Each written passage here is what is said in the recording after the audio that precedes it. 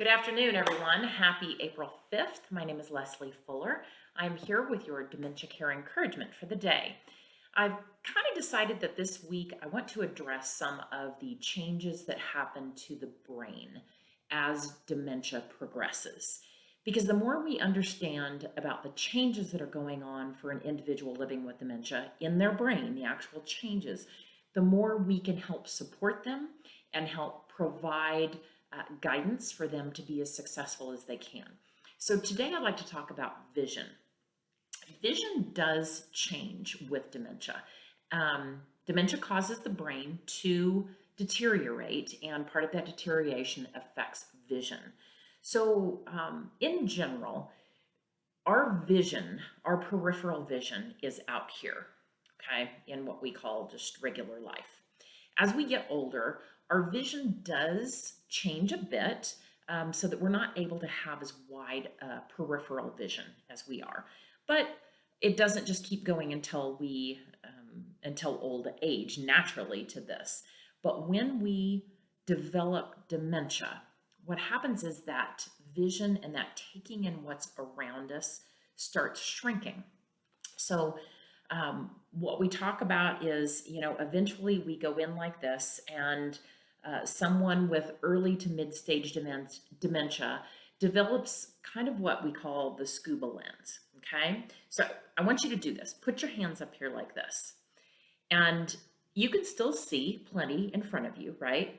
But you're losing some of what's on the side of you, okay? This is why it's very important for those who have dementia to help them, to support them, is to always come from the front. Because as you see with your hands up here, if someone were to come up to my side right now and like touch me on the shoulder and then put their head in, hey, Leslie, how are you? Which I have to tell you, working in senior living, I saw that. I used to do that myself. I'd come up behind somebody, put my hands on their shoulder gently and come to the side, especially when people tend to be in wheelchairs a lot. Don't do that. So when they've got this vision, it helps them if we come from the front. So they definitely have that visual cue as to what's going on, because vision is your first sense that we use to take in what's around us. Not touch, not sound, but vision. So our goal is to give them a chance to see what's going on, all right? So as the disease progresses, we go from scuba vision to what? To more binocular vision, okay? It gets even smaller. And so we're seeing really just what's right in front of us, okay? So let me see if I can get close. Like if I'm a real face and I'm seeing this, I'm not seeing, if I'm looking at you and talking to you, I'm just seeing your face. I'm not seeing your shirt. I'm not seeing your pants. I'm not seeing anything else around. It's very much what's right in front of me. So keep that in mind when you are working with someone or talking with them or presenting. If you have, let's say you have two choices. Hey, would you like to wear the red shirt or the green shirt? Actually, this is great. Here, let me scooch in this way. Okay. If I am just seeing this part of you and you say, would you like to see the red shirt or the green shirt? Well, guess what? You're not seeing my hands that are out here, right? You don't see them to the side because your vision is very much brought in. It's what's right in front of you. So a couple of things on this. Being very close to the person is really not helpful. They need to be able to see what's going on. So if I am a little ways in front and I say, good morning, I know you wanted to pick a shirt out. I was thinking, what do you think about this beautiful red one? I don't know, you look good in blue. Okay, so stepping back so they can take in what's in front of them is going to be very helpful.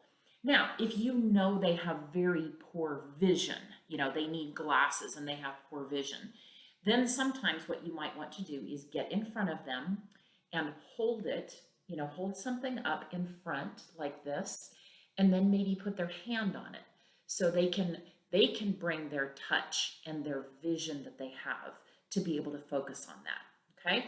So we go from regular vision to more limited to our scuba vision to binocular, And in further advanced, imagine monocular, okay? When you just have one eye, not that they just see with one eye, but their vision becomes very focused, very monocular. You lose depth perception as well, okay? Oftentimes there's a need to assist somebody with safe walking. Do they need a walker? Because when you don't have that depth perception, you may not step over something, or something. Oftentimes, as the disease progresses, you might see somebody just stop or freeze, or they might be fearful of going across a threshold to a new room, because to them, with that kind of monocular vision and the distortion in their mind, that they see black there and they can't tell, is that safe to step over, or is that maybe a hole in the ground? The thinking process can get distorted on that as well too. So keep this in mind when it comes to vision. So when you are approaching someone, and I talked about this in one of the earlier videos, got my workout clothes on. Okay, so when you're approaching someone, don't come up to them real close. Hi. All of a sudden, if you had somebody, for me, coming up, hi, how are you? That's rather intimidating, right? You are the full screen. So give them a chance. So come up, get a visual first. They're going to get a chance to see you.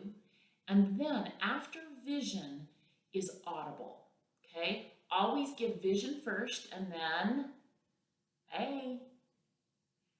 And that's when we reach in and touch. If you get recognition, make sure you're giving them an opportunity to see what's going on, take in that data, to hear what's going on. They may or may not understand what you're saying to them. I'll go into more on hearing and communication comprehension on my next video.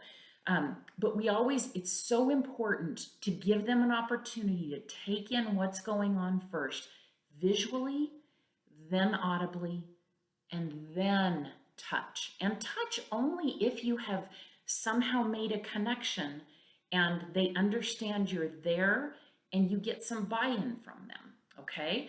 I don't really want anybody in my life to come up and touch me without me, number one, maybe knowing who they are or what they're doing. Think about just even going to the dentist. Your hygienist is going to explain to you what's going on. I'm going to put this on. Doesn't that help? It really helps you to understand what's going to go on. So vision is so important that we give them the opportunity to take those things in with their eyes. And also think about this. If you've ever worked in senior living before, maybe even in your own home, I have seen this many a time where two people are sitting next to each other at the dinner table, and you put a plate in front of the person across from them, and you put a plate right in front of them, and they start reaching for the other person's plate. Okay, there's a reason for that. Because if their vision is like this, guess what? And do this yourself. This will really help you. Put your hands up here, okay? Your vision area is like this. If I put a plate right in front of you and then one across the table, what am I seeing? I'm seeing their plate, right? I'm not seeing the one down in front of me. So make a point of when you are handing them their plate, be able to say, Leslie, maybe bring the plate to them so they can watch you, put it in front of them so their eyes can follow it, and then they're focused in on that plate. And then the other persons come to them, okay? I hope this helps you understand just a little bit about how vision changes and how we can change what we do to support them in that. Remember, anyone who is living in dementia is doing the best they can with the tools that they have. They really are. It's up to us to observe all that and see where can we jump in and help support them for them to be successful. So I hope this was helpful, and tomorrow I will hit on some other portions of the brain. I'm not sure what I'm going to hit at.